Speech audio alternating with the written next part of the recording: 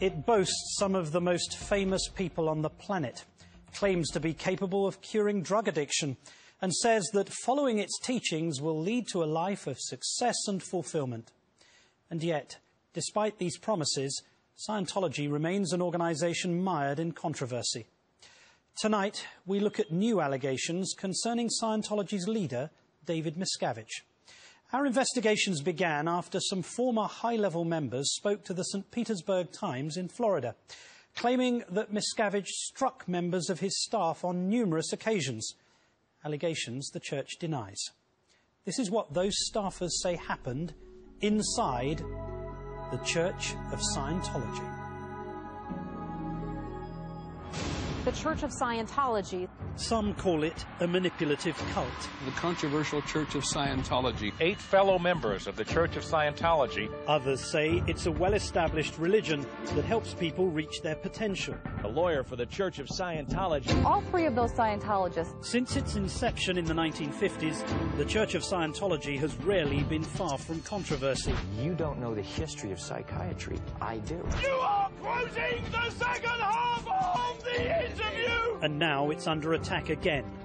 Former senior insiders claim the church's current leader, David Miscavige, has created and encouraged a climate of violence within senior staff and was frequently violent himself. He viciously beat him, knocked him to the ground. Marty Rathbun, seen here in a Scientology magazine, was an inspector general, a top lieutenant to David Miscavige, and oversaw the church's legal affairs. And then he knocked him down in his chair.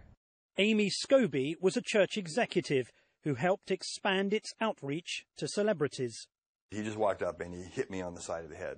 Bruce Hines says he was a high-level auditor, a kind of therapeutic counsellor. Hi, Wendy. Any messages? And supporting their allegations is Mike Rinder, who for many years was Scientology's main spokesman. He's now speaking out against the church, the same church he defended to ABC News in 1998. I think that there isn't a person on this earth that could not benefit from the teachings of Scientology. No, I'm not stopping here. You listen to me for a second. The church's current spokesman is Tommy Davis, seen here on the left, in an infamous 2007 exchange with a BBC reporter. The beginning of that interview! We met with him at Scientology's New York church, where he granted us a rare interview. Is Mr. Miscavige violent towards Scientologists, and has he been physically violent in the past? Absolutely not. Absolutely not. He is not. He is not, and it's not in his character, it's not in his nature, and it is not the kind of person he is. One quality that has always set us apart is that we are unselfish. Yes, we have an utter monopoly on workable solutions, but we share those solutions with anyone who reaches for them. This was David Miscavige in December 2004. It is my honor to present our first Freedom Medal of Valor to the most dedicated Scientologist I know. Presenting an award to the church's biggest star and his close friend, Tom Cruise. But the private face of Miscavige, according to these former Scientologists, is very different. Do you think David Miscavige should continue to be the figurehead of the Church of Scientology? No. I'll just say it outright. I consider him to be a sociopath. I think the man's stark staring mad. Hello. My name is David Miscavige. Energetic and charismatic, David Miscavige quickly moved up the ranks after joining the church and became outright leader after Scientology founder L. Ron Hubbard's death.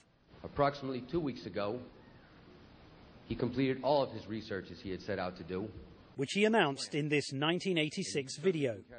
L. Ron Hubbard discarded the body he had used in this lifetime for 74 years, 10 months, and 11 days. I was very much involved in litigation that was going on ongoing cases, but also intelligence side of it. Just a few years into his leadership, David Miscavige and Marty Rathbun were battling back against detractors. And after this devastating article in Time magazine, which referred to Scientology as a thriving cult of greed and power, they decided to go on the offensive. Miscavige agreed to appear live on this broadcast in 1992. It remains his only television interview. There's a little bit of a problem in getting people to talk critically about the Church of Scientology because, quite frankly, they're scared. Oh, no. Well, I'm telling you. I'm telling you, let me explain something to you. The most disingenuous thing is that you have those people. Now, let's not give the American public the wrong impression. When you got to the studios, the Nightline studios, what was the atmosphere like? It was pretty electric. If you really looked at the big picture of what's happening in Scientology, it isn't really controversial. But these former senior Scientologists say as Miscavige's leadership progressed, he became increasingly eccentric. He got his beagle, and he literally had somebody tailor a blue vest sweater for his beagle dog and made up epaulets, these Sea Org ranks in the Sea Organization, and he had 4 stripes put on, captain, for the dog. And he would bring the dog in. If those guys didn't salute the dog, he would just viciously berate them and invalidate them. Hang on a sec. You're saying that he ordered the most senior ranks in the Church of Scientology to salute his dog? Yes, sir. He comes with his dog with a sweater with commander stripes. And the dog let out a little bark when she saw me. And David Miscavige said, you know, you got something going on, because she is detecting out ethics, and you have something going on. I think what the dog was really saying is, you know, you look like the only halfway sane person. Can you help me out of this outfit? One former member says that Mr. Miscavige had a vest tailored for his dog with epaulets, similar to those that would be worn by Sea Org members, and he would order staffers to salute the dog. That is utterly, completely, totally ridiculous. Your own reaction was one of complete disbelief, I think it's fair to say. Because it's unbelievable. And yet, there are consistencies between individuals who observe the dog dressed in a particular way and a particular breed. Amy Scobie also confirms that Mr. Miscavige would bring his dog round dressed like a uniformed member, and if the dog barked, she says he would suggest that the individual towards whom the dog barked was behaving badly, had some kind of negative problem. Is that true?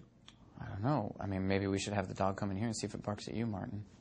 Marty Rathbun says it was much more serious than a uniformed dog.